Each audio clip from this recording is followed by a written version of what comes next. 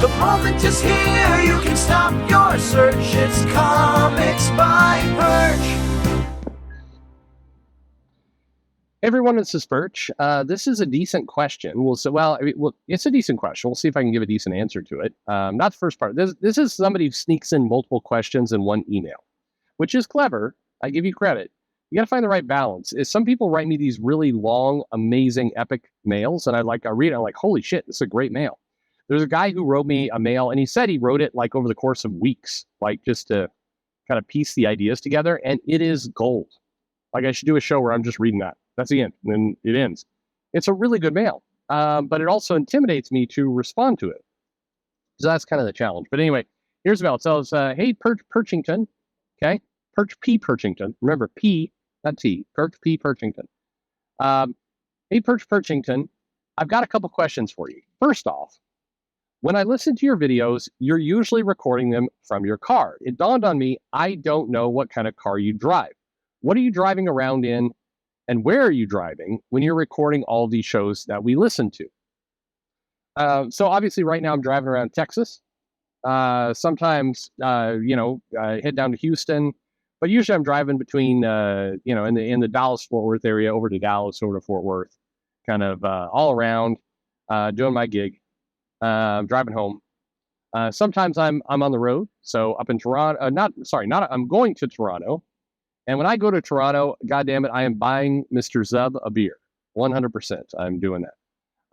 But over to LA a lot, San Diego, head there, Miami a few times, New York, and then a lot lately over in Europe. So I've been over in the UK, been over in Switzerland, going back to Japan, Australia, kind of all around in those areas. I'm in Barcelona, of course. So generally, there's some videos recorded from the road. But when I'm driving around on the road, and I drive a Porsche. So that is what I drive. I think I posted a photo a while ago. Some of you've seen that. So anyway, I do drive a Porsche. I like the Porsche. It's a good car. I didn't think I would like it. I bought it during COVID, and it's just been a really good car, which was a little bit of a surprise. It drives really well. I love the pickup. It was just a really well constructed car. It's nice. Used to drive a BMW, didn't like it as much. Really good car, and then seemed to all fall apart all at once. I used to drive a Lexus, drive a Toyota. Let's see, I've done other things, but that's kind of the assortment. I had a couple of BMWs; they're all the same. But anyway, drive a Porsche now, and probably when this car comes to an end, we'll buy another Porsche. I'm thinking. People ask me, so I'm tech. I talk about digital and tech stuff. Do I drive a Tesla? I don't like Teslas. So I've driven in a Tesla, and I've been driven around in a Tesla, and the Tesla is cheap. The interior feels cheap. That's the best way I know how to describe it. It just doesn't feel like a well-constructed car. If you've driven around, put it this way, if you're putting the money toward a Tesla, put the money toward a Porsche, and then if you're worried about the environment, donate money to offset carbon footprint or whatever you're doing. But the Tesla is just kind of a cheap car. I mean, nothing against. No politics included. It's nothing to do with Elon Musk or anything else. It just doesn't feels plasticky. I do love the big screen in the middle, but there you go. Anyway, we'll get back to the mail. I've been listening to a couple of your recent videos talking about fan behavior and then creative behavior, and I guess I understand why people call you a fence sitter, because sometimes it feels like you're playing to the creatives, and sometimes it feels like you're playing to the fans. I'm curious what your point of view truly is on all of these things. For example, when you talk about creators getting the career they deserve, you also talk about how the fans should not care about their characters getting destroyed. I've never said that, by the way. Never said that fans shouldn't care about that. Never care about characters getting destroyed. So what is it that you really think? Are you more in favor of the fans or the creators? Hoping you can clear that up. Okay. The way I'd clear that up is by saying I'm for the customer. So if you're asking me who am I for, I go, look, my heart is a retailer, so I'm for the customer. I'm going to land on the customer side. To me, the customer is the one bringing the money. Therefore, the customer is to a large extent king. Now, the little asterisk, the little caveat I would give to saying the customer is king is that you cannot just go out. Anybody who's run a business will tell you, you cannot go out there and say, what is it you want? Let me just take notes and I'll give you exactly what you want. That doesn't work. The reason why people say things like, you need to give customers what they need versus what they want, there's some truth to that. Now, unfortunately, it's been perverted into a douchey dimension by a lot of people. But the truth of the matter is customers and users or people often don't know exactly what they want. They kind of know, but they don't fully know. And a lot of people, particularly in media, like surprises. So obviously, they're not going to be surprised if you say, what is it you want? And then you write down what they want and then you deliver exactly what they want. You won't give them the surprise. So you still have to generate surprise. That's why I've said this before on the show. You have to ask the but why question. You have to dig to the heart of what they want. So if somebody says, I really want Wolverine to fight Sabretooth. Okay. Now, really? That's what you want? You want a comic of Wolverine fighting Sabretooth? Well, I guarantee you we could make that comic and it would suck. So what is it that you're really after? And so you have to dig. And what you find out is the person tells you, what I really want is a comic book that is filled with action, where Wolverine's behaving like his kind of classic self, and he's fighting Sabretooth. And there, it's an action kind of comic, and it's not getting into a bunch of other bullshit. It's like that's what people want.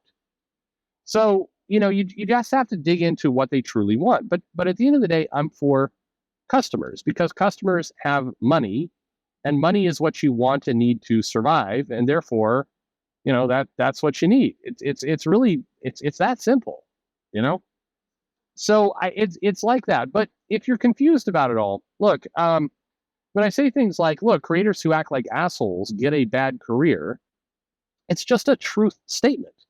They do. It's easy to say, but why are they getting hired in the first place? Why are we tolerating this stuff? Blah, blah. We could do that till the end of time. But the reality, as it shakes out, again, look at the various creators who have been crazy assholes on social media. And 9 times out of 10, 95% of the time, their career has sucked. Max Bemis acts like an asshole. Guess what? Bad career. Mags, shitty career. Vita, shitty career. You can go down like Danny Lord, shitty career. I'm sorry, these people are not legends. Nobody is gonna ever say that Mags or Vita or some of these other people are Chris Claremont level. They're not. Now the exceptions, Tom King has been a douche. Tom King continues to get work and is a higher name. Fast forward 20 years from now, pretty sure Tom King's not going to be mentioned in the same kind of hallowed halls as a Frank Miller or Chris Claremont. Pretty confident. He's self-destructing himself. Dan Slott, I mean, look at it this way. Dan Slott is crazy. I mean, he's a lunatic in the sense that he goes out and throws a tantrum. Elon is not getting into my tweets for free, and then I'm leaving, and then 2 weeks later he's back. I mean, okay, how do you look at yourself in the mirror? Well, for one thing, you need a gigantic ass mirror. No, I'm kidding. That's a low blow. That's a low fat blow. Sorry, no, just a low blow. That's all I mean. It's a low blow. Low fat blow. Anyway, it's a low blow. I'm joking. I'm not actually. But anyway, think about it this way. Dan Slott, you know him as somebody who's following comics, but is he a big name? He's a big name in our circles, but considering a guy who wrote a long ass run of Spider-Man, not as long as Claremont and Uncanny, but getting there. Like, he had a longer than Mark Grunwald run on Spider-Man than Grunwald did on Cap. Okay, but will it be remembered? Do people remember the Dan Slott Spider-Man run? I mean, comic fans do, but more than that, I would argue that Mark Grunwald's, Captain America has more kind of long-term mentality than Dan Slott. So then I ask again, if you act like a crazy prick, does it get you anywhere? Now, by the way, the counter to this argument is, well, even the people who are nice, are they getting known either? Well, not really. So, but I guess the whole point is, these people aren't getting the rewards that people kind of think they are. Now, the comment that you made in the mail of am I telling you just get over it? I'm not telling you just get over it. I've said over and over at length because my bias is the customer. Um, Look, you've invested in Spider-Man and Wolverine and all these other characters. Of course you're going to like them, and of course you're going to be attached to them, and of course you're going to be pissed when those characters are treated poorly. I get it. I sympathize with you. My advice to you, please don't misunderstand that. It feels like a lot of people misunderstand what I'm about to say. I'm not saying you're wrong for feeling that way at all. In fact, to the contrary, I'm saying it's normal to feel that way. What I'm saying is, don't let it drive you insane. That's it. I'm not saying it for Marvel's benefit. I'm not saying for Dan Slott's benefit or Vita or King or whoever you want to talk about. I'm saying it for you, the person listening right now. It's not healthy for you to be insane. It's not healthy for you, not for Marvel. I'm not telling you get over it because, we shouldn't be mean to Marvel. I'm not saying get over it because, it's unfair to criticize Dan Slott. I'm not saying that. I'm saying it's not healthy for you, the customer listening to this, to walk around pissed off all the time. It's just not healthy. I'm like, this is your dad talking to you. I want you to not hate your fucking life. And the reality is, Spider-Man, Captain America, Superman, Batman, all these characters, you don't own them. These big-ass corporations do. And so it's healthy for you to put some space between you and those characters. That's it. People will write things and they'll say this stuff to me like, what you don't understand is that we love these characters. No, I do understand. I absolutely understand. I'm going to read one quote. Because the person's not being a dick about it, but he's saying, hey, Perch, I'm commenting on your latest video because for some reason YouTube turned off the comments. Yeah, they do. It's not that the creatives aren't getting barely any more work. It's the fact that the character I love to invest my time and money in is still broken and ruined. And it's like a kid stealing another kid's toy and breaking it into nearly an unrepairable state. Sure, the parent or teacher takes it away from them and puts them in the corner, but the toy's still broken. And now no one has tried to fix it back to to what it was. Sucks. Okay, the sentence kind of fell apart there. But no, I get you. I totally understand. We grew up with these characters. But here's the thing that you need to understand, not for Marvel's sake, not for DC's sake, not for Dan Slott's sake, not for Dan Didio's sake, or Jim Lee's, or Joe Quesada, or anyone else's sake, for you, the customer. They're not you. You don't own them. And I don't say that like you're being a shit. This is your dad talking to you. I'm telling you, your parents. Depending on what kind of parents you have. By the way, I was in the park the other day just walking.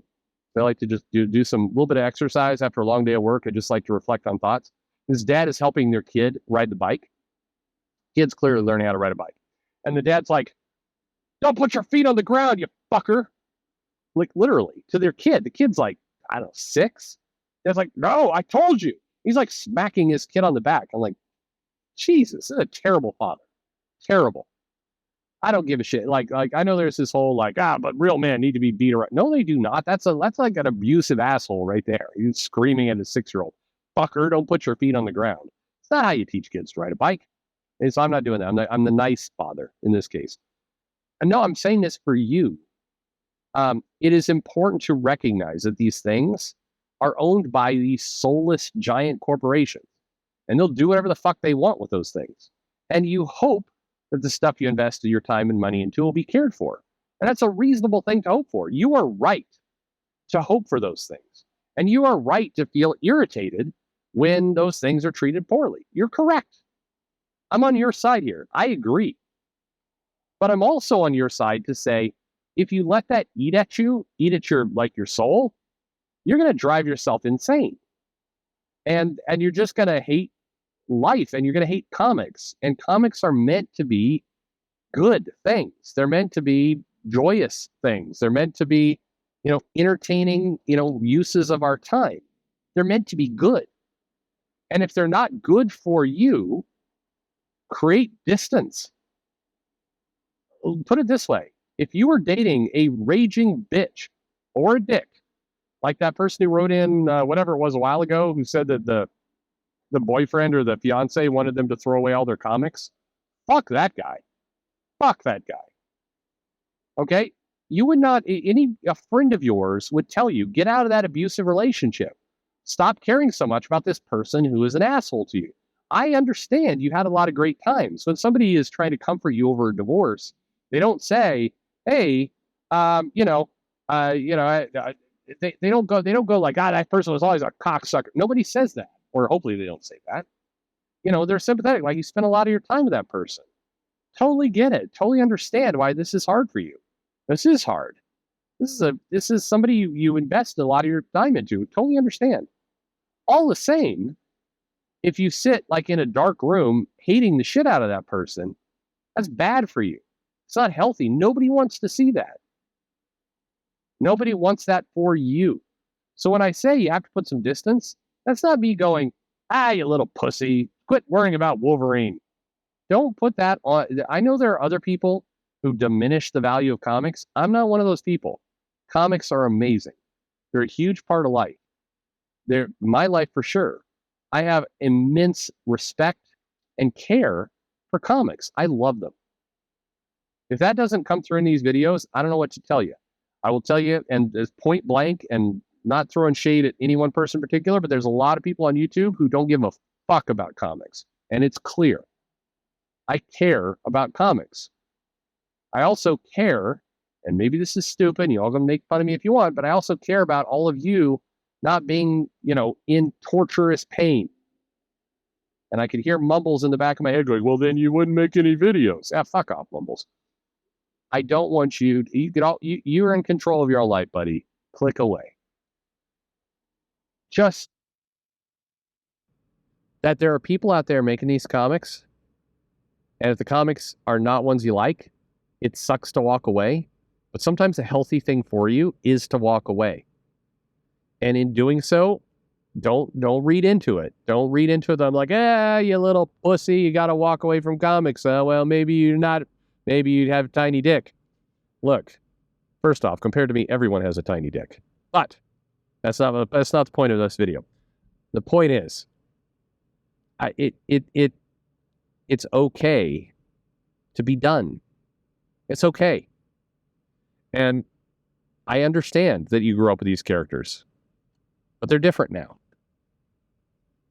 Sucks. We can be mad. It's okay to be mad. But at some point, it's time to just let it go. For you. Again, this is the important thing to take away from this video. Not for Marvel, not for Tom King, not for Mark Brooks, not for whoever's name you want to put in here. Not for them. For you. Sometimes it's good to be done. For you. When I say these things, it's not to go, oh, please, I've been talking to the creators on the phone and they'd really like it if you were less angry. Nope. That's never my intent, ever.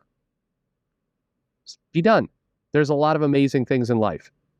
Look, it's been a month now since my cousin passed away. I was incredibly close to her. Every single day I wake up and I feel broken. Inside, I do. I've been holding it together for everybody else. I feel like an egg where you're holding the shells in place, but it's broken. It's running down your fingers. That's how I feel. Life's short. It can be over instantly. You can do whatever you want in life. I'm your dad. I'm comic dad Perch. I want to be like cool comic uncle Perch, but instead I got comic dad Perch. Okay. As your dad, seriously, life's short. My advice to you is, if something is driving you insane, get that thing out of your life and move on to happier things, because you don't know when you're going to be in a hotel lobby, you have a heart attack and you're dead. You do not know. So make the most out of your time. Whose side am I on? The person, as a retailer, I'm the person spending the money. As a dad, I guess I'm on your side. Thanks for listening. Or so the Germans would have us believe.